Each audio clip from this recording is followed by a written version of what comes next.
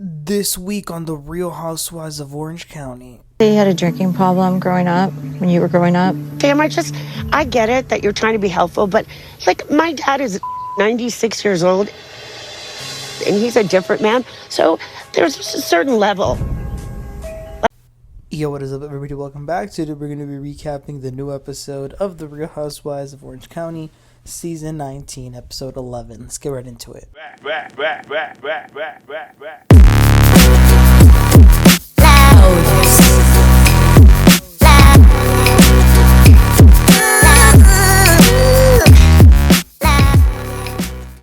Alright, so we pick up at this dinner where Tamra and Shannon are going at it. Shannon was going in on Tamra, and I was very proud of her for a second. But something that Tamra does very often when she's backed into a corner is that she'll deflect. She'll throw something out there so that it can get the attention off her. So as Tamra and Shannon are going at it, she drops, "Well, Gina's worried about you too, and about your drinking." I did appreciate that Gina was honest. She didn't try to backpedal and be like, "Oh, no, I didn't say that." She says, "I did. I do worry about you and that you might go back to the place of where you were." Shannon says that will never happen. She'll never go back. She's got nothing to worry about. Then they calm down, and Tamra calms down and says to Shannon, "What can I do to make you more comfortable, to just make things better between us?" And Shannon says, "Just, keep doing whatever. I mean, I appreciate you being nice today. I've laughed a lot, but it's just going to take time. That's all I can really do right now." Tamara's like, "Okay." And that was that.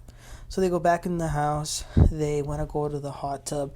Tamara was very considerate of Shannon, who had expressed that she didn't feel comfortable in a bathing suit. So she had these like oversized shirts that were kind of like dress size a little bit, but just they were big, and they had like a drawing of a bathing suit on them. So she got one for everybody so that they could all wear them, I guess, in solidarity. So I thought it was actually kind of nice for her to do that, just thinking of Shannon. We then head over to Beverly Hills, over there with Heather, Emily, and Gretchen. Heather keeps trying to joke and pretend like this whole paparazzi thing doesn't bother her. It's like, "Heather, we know you're lying. You know you're lying. Don't bring it up anymore."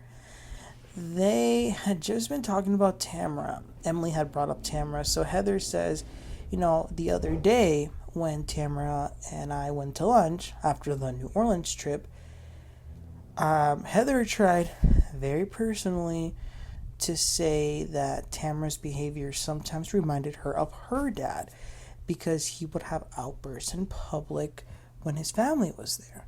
So, Heather was trying to talk to Tamra about this, and they actually showed a little bit of the conversation because it was filmed. But Tamra just blew it off. She was like, "Well, I don't have outbursts in front of my family, so..." And that was kind of rude. Heather wanted to actually talk about it. Now, granted, Tamra probably saw that as a dig, but that's not how Heather meant it. So Gretchen here is actually interested, and she says, "Well, what happened to your dad?" And Heather's like, "Well, thank you for asking, because that's what I wanted to talk to Tamra about. But he passed a while ago, but he did act a certain way when they were growing up, and it was very uncomfortable for Heather and her sister. He would sometimes have these random explosions in public, and it was hurtful."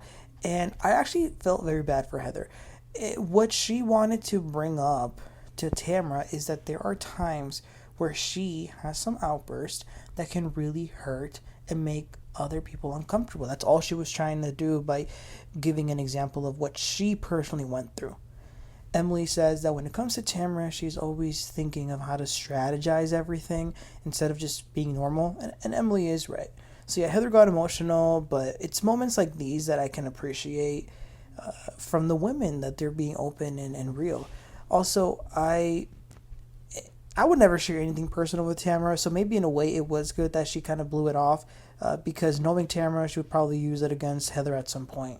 So then after this, they go to a club called the Abbey, and they had all these male strippers and drag queens. I believe this so-called Abbey must be the one that they talked about on Vanderpump Rules when Sandoval and Raquel were dancing or whatever. They kept mentioning some place called the Abbey, so I don't know. But they had lots of fun. They were jumping and dancing on the table, swinging from the poles, Emily was getting it on me. She was grinding. The stripper got her and started straddling. It was a lot. It was like girls gone wild for real, but they had fun. So then they're leaving, right? And they're in the car now. And Gretchen's like, let's go to a karaoke place. And Heather's like, and she was like, maybe they'll have my song. And then Heather says, I forget that you had a song. Gretchen says, actually, I have 4 songs. So then Emily's like, does Tamra know that? Because I feel like she would have played them by now. So then Gretchen says, oh yeah, and Tamra tried to be a singer too, and I've heard her, and she doesn't sing good at all. Emily's like, whoa. Tamra tried to sing? You telling me Tamra was in... When was she in the studio? So Gretchen says, when she was banging, bleep. So Gretchen said the name of a singer that Tamra allegedly was sleeping with, but they bleeped it out. Now Emily says that she's Gen X, so she knows exactly who this singer is. I want to know who it is. So then they head over to Heather's place to have their sleepover. By the way, Heather spent $15,000 on this sleepover. I don't know what Gretchen was on, but she was lit. And I don't know if it was alcohol. She was acting. She seemed to be higher than the gas prices, but she was just in another dimension. And then her and Emily have a pillow fight and everything. Then Heather orders some pizza, which I loved. So they're eating their pizza, and then Emily says, Gretchen, I really want to know more about this song that Tamra recorded. Like, how do you even have it? And Gretchen says, well, because they sent it to Slade. Why does he have that? But it was really funny because in a way Gretchen is talking out of both sides of her mouth. In the one hand she's like, no, you guys, like, I can't play that, like, that's not okay. But at the same time she's like getting up and she's like, where's my phone? So she clearly wanted to show it to them. So eventually she finds her phone. Gretchen then FaceTimes her partner or whatever he is, Slade, and Slade pretty much tells Emily that Tamra was in their studio recording a song, and he said that I don't know, the mics were still on, and that there's not... Essentially what he said was that there isn't necessarily a sex tape, but a sex audio. Whoa. That's crazy. I don't think Gretchen knew he was going to say that because she wanted to talk about the song, but he brought up this recording, and that was just a little bit weird. And I will say, it is starting to look like he's a little bit obsessed with Tamra. I get she said bad things about him, but there's being mad at someone, and then there's things like these. Like, this is being a little bit obsessive. I think it made them feel uncomfortable, Emily and Heather. So back to the ladies in Temecula. They get changed. Gina and Tamra are talking, and Gina's trying to be supportive of Tamra and telling her, oh, you're doing very good. The crazy thing is, Tamra doesn't care about Gina or Emily. That's the funny part. Anyway, they put on synchronized swimming caps, and then they get in the water. They take some stuff, California activities, THC. So here they are in the tub, smoking, or, just talking, whatever. And Gina says to Shannon, I hope you don't take offense to this, but I really do worry about you, especially after what has happened to Matt and knowing that things have happened to you. Like, I worry. And, she's coming from a place where she's thinking her daughters are gone. She's by herself. She's already made a bad decision, so we can judge her based on that. When I say judge, I mean, like, not judging like you're judging someone, but like a thought of what she might do in the future based on what she already did. And I do think Gina is right. Maybe Shannon doesn't appreciate this being said, understandably so, but I do get it, and I do think she is concerned.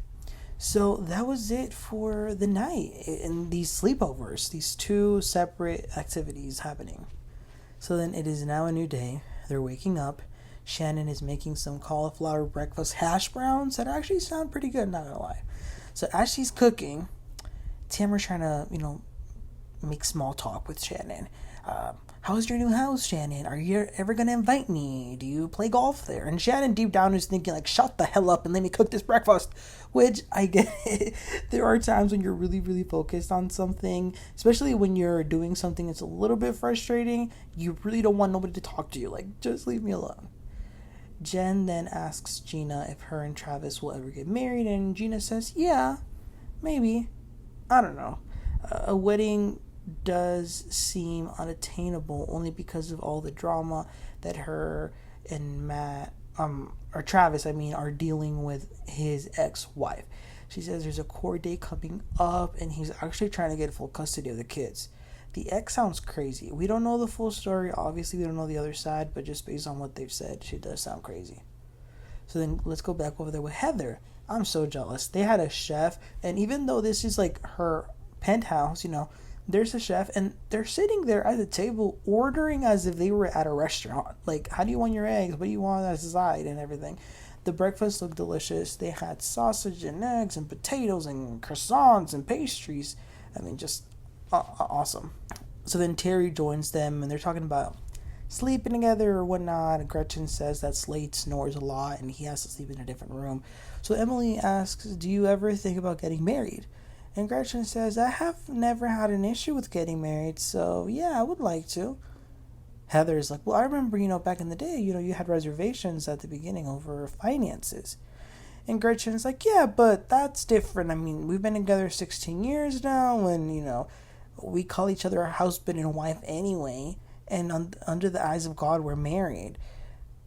No, Gretchen, you're not married. If you're not married legally, you're not married. But here's what's interesting. They don't have joint finances. It is her house that they're living in, and that's where Heather and Emily started to be very nosy. But I wanted to know these answers too, so I was really intrigued that they were asking. They were like asking, who pays the groceries? Does he pay rent? Who does these payments? And Gretchen was being very hesitant, and you could tell she was like not wanting to answer. But what this told me, you guys, her reaction and some of these answers that she was given is that it sounds like she pays for everything. He sounds like a bum. Maybe Tamra is right. I don't know.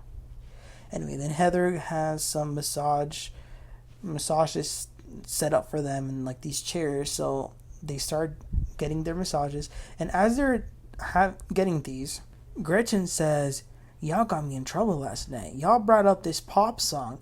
And Emily and Heather are like, no, you brought it up.